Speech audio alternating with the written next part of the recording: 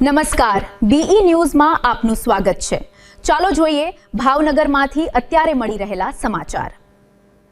મારું નામ બગડા ચિત્તલ છે। હું અહીંયા ભાવનગર સમરસ છાત્રાલયમાં રહું છું અને અહીંયા અમને પર્સનલી ટાર્ગેટ કરવામાં આવે છે અધિકારી દ્વારા અને અમને ચોખ્ખી એવી ધમકી આપવામાં આવે છે કે તમારા વાલીને હાજર કરો, નહીં તો તમે 7 દિવસમાં તમારું એડમિશન કેન્સલ કરવામાં આવશે।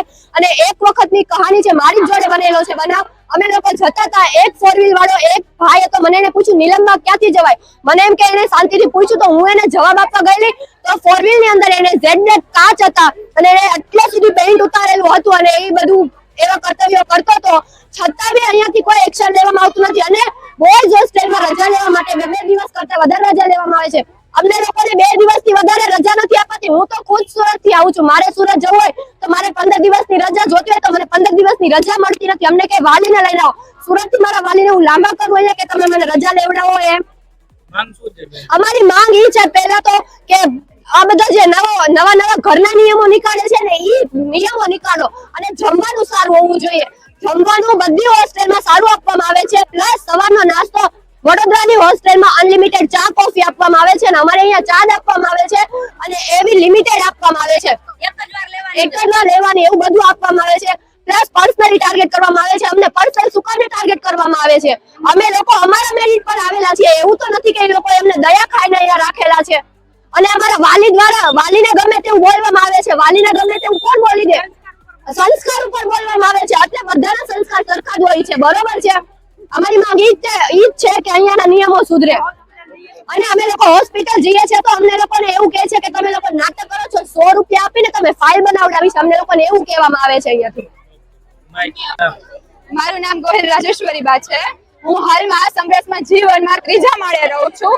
મારે પાણી ભરવા માટે 8મા માળ સુધી જવું પડે છે, 1 થી 8 માળ સુધી કે પાણી નથી આવતું અને એક બોટલ ભરવાનો કલાક થાય છે અમારે। અને એ પાણી પણ એવું લીલવાળું હોય છે કે એ પાણી પીવાથી મારી ખુદની ફ્રેન્ડ છે, કાલે એ અલંકાર રહે છે, અત્યારે કાલે રિપોર્ટ કરાવીને એ 6 મહિનાથી એને ટાઇફોઇડ થયો છે। ડોક્ટરે એનું કારણ હોસ્ટેલનું પાણી કીધું છે ને એમ કીધું છે કે પાણી તમને હોસ્ટેલનું નડે છે, છતાં પણ ભણવા ખાતર એને અહીંયા રહેવું પડે છે। અમને અહીંયા સગવડતા નથી મળતી એટલી સારી, તો અમારે ભણવા માટે શું અમારા ખુદના સ્વાસ્થ્ય ઉપર પ્રશ્ન ઉઠાવવા, છતાં પણ અમને પ્રશ્ન હતો, અમે ગાંધીનગર રજૂઆત કરી હતી તો અમને પર્સનલી માફી પત્ર લખાયું અહીંથી કે તમને જે રજૂઆત છે એ સમૂહમાં છે કે સમૂહમાં જમવાનું ખરાબ આવે છે, તો આ બગદાણા છે, આ સાળંગપુર છે, ન્યા પણ સમૂહમાં જોઈએ છે જમવાનું, તો ન્યા કેમ સારું આવે છે, અહીંયા કેમ સારું ન બની શકે? સરકાર તો બધું માંગે, સરકાર તો બધું અનાજ પૂરું કરે છે, તો અહીંયા કેમ સારી રીતે ન બનાવી શકે?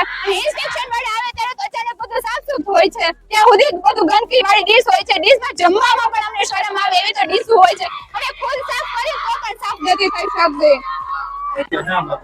કિંજલ શિયાર મારું નામ છે। હું અહીંયા 1 વર્ષથી સમરસમાં રહું છું અને મને જમવાનો પ્રોબ્લેમ છે। અહીંયા સવારે અમે નાસ્તો કરવા આવીએ તો પ્લેટ પણ મળતી નથી સારી, અને પ્લેટ તો સારી ધોયેલી જ હોતી નથી, પ્લેટ કે ગ્લાસ તમે જે જોવે કઈ નહીં, અને જમવાનું સારું નથી આવતું। હું જમવા આવી શનિવાર હતો, ઢોકળા જમવામાં હતા તો મને ભાઈવાને તો હું નાખવા જતી હતી, બરોબર, તો નાખવા મને દીધા નહીં કે સારા છે તમે ખાઓ। હું રડવા માંડી મારે નથી ખાવા, તો પણ ઉપર આને ખવડાવ્યા મને।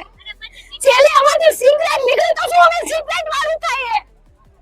આ બાબતે કોઈને વાત કરી હતી? શું કીધું? હા, વાત કરી હતી મેં, વાત ગાયત્રી બાને ગઈ તો હવે તો ધ્યાન રાખશું, બાકી આગળ કાંઈ થયું નથી, પછી ઘણું નીકળે છે, મકોડા કેરી બધું નીકળે છે। શું માંગ શું છે તમારી? મારી માંગ છે કે જમવાનું સારું આવે ને સવારે કઈ પણ ડીશ માટે અમારે અડધી કલાક ઊભું રહેવું પડે છે અહીંયા, ત્યારે અમને પ્લેટ મળે છે।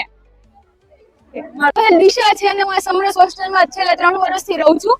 સમરસ હોસ્ટેલની બહાર સુરક્ષાનો કાંઈ છે જ નહીં, ત્યાં માણસો અમુક ભાઈઓ હોય છે એ કપડા કાઢીને ઊભા હોય છે અને અમને હેરાન કરતા હોય છે। અહીંયા 2 કેબિનો બનાવી છે, ત્યાંથી અમને કેવી રીતે જોતા હોય છે, અમને હેરાન કરે છે બધે। તો અહીંયા અમે ફરિયાદ કરે તો અમને એમ કે અમારી અંડરમાં નથી આવતું, તમારે કોને કહેવાનું? ત્યાં સીસીટીવી મુકાવો ભાઈ। નમસ્તે, દીપિકા કછોટ, અખિલ ભારતીય વિદ્યાર્થી પરિષદ ભાવનગર જિલ્લા છાત્રા પ્રમુખ। આજ રોજ અહીંયા સમરસ ખાતે બહેનોના વિવિધ વિષયોને લઈને એબીવીપી અહીંયા હાજર છે। વિષય એવા છે કે બહેનોને ભોજનની અંદર વિવિધ પ્રકારના જીવજંતુઓ નીકળે છે, કીડા નીકળે છે, સિગરેટ નીકળે છે, પ્લાસ્ટિક નીકળે છે, એવા વિવિધ વિષયો છે। એમાં બહેનોને અહીંયા સુરક્ષાને લગતો પણ પ્રશ્ન છે। એ પ્લસ બીજો વિષય એવો છે કે અહીંના બહેનો દ્વારા એવું જાણવા મળ્યું છે કે અહીંયા બહેનોને વ્યક્તિગત રીતે અધિકારી દ્વારા ટાર્ગેટ કરવામાં આવે છે કે બહેનોને જ્યારે કોઈ પણ ઇમરજન્સી હોય છે હોસ્પિટલની ત્યારે પણ અધિકારી દ્વારા એ વિષય ધ્યાનમાં લેવામાં આવતો નથી. પ્લસ બહેનો એવું કહે છે કે વ્યક્તિગત ટાર્ગેટની અંદર બહેનોને એવી ધમકી આપવામાં આવે છે કે જો તમે અમારી વાત નહીં માનશો તો તમે તમારા થેલાને બધું પેક કરી સામાન પેક કરી અને ઘરે જતા રહ્યો. જ્યારે એમને મેડિકલ ઇમરજન્સી હોય છે, ઘરે વાલી બીમાર હોય છે, ત્યારે પણ એ લોકોને રજા દેવામાં આવતી નથી. ઇવન વાલી એમની જોડે વાત કરે, એપ્લિકેશન આપે છે, છતાં પણ એ લોકો આ વિષયને ધ્યાનમાં લેતા નથી. જ્યારે વારંવારથી કોઈ અધિકારી ચેકિંગ માટે આવે છે તો ત્યારે બધું જમવાનું ઓકે હોય છે, પણ જ્યારે અહીંયા જે અધિકારી છે મેન પાયલબેન કરીને, તો એ અધિકારી છે એનું જમવાનું અલગ હોય છે. અહીંયા સમરસના જે બહેનો છે, વિદ્યાર્થીનીઓ છે, છાત્રાઓ છે, એમનું જમવાનું પણ અલગ હોય છે. બેન અલગ બનાવડાવે છે જમવાનું અને અહીંના છાત્રાઓ છે એ પણ અલગ ભોજન લે છે. તો એવો વિષય છે બહેનોને ભોજનની અંદર છેલ્લા 4-5 મહિનાથી ખૂબ પ્રકારના પ્રોબ્લેમ થઈ રહ્યા છે. બહેનો બીમાર પણ ખૂબ પ્રકારના થઈ રહ્યા છે. બહેનોને વિવિધ પ્રકારના બીમારીઓ પણ થઈ રહી છે. ઓકે સર, શું નામ તમારું? એમએન ગામિત, નાયબ નિયામક અનુસૂચિત જાતિ લોકલ મેનેજમેન્ટના અધ્યક્ષ છું. આમની વિદ્યાર્થીઓની રજૂઆત છે કે ભોજન બરાબર નથી મળતું. એ બાબતે એમની રજૂઆતો જે સાંભળવામાં આવી છે એ તમામનો કાલ વ્યવસ્થિત નિકાલ કરવામાં આવશે. જેમની જેટલી રજૂઆતો મળી છે એ બધી જ વસ્તુનો નિકાલ કરવામાં કેવા પ્રકારની ફરિયાદો કરવામાં આવી? આવશે. એ ભોજનની ફરિયાદો હતી અત્યારે, એટલે એ તમામનો કાલ બધા રિવ્યુ જોઈને એમનો નિકાલ કરવામાં આવશે.